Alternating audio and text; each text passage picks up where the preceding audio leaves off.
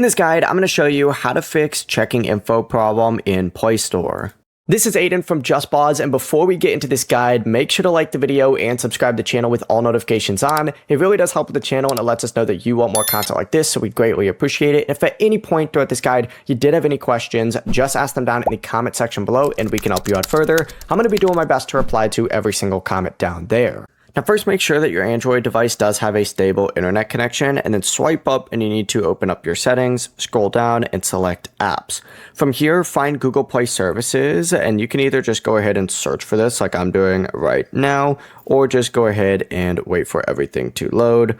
But select Google Play Services and you need to force stop down in the bottom right and then confirm.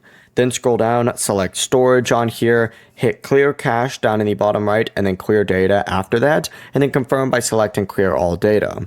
Then go ahead and go back to the app list right here and select Google Play Store, hit force stop again in the bottom right, select storage and clear the cache and the data here as well.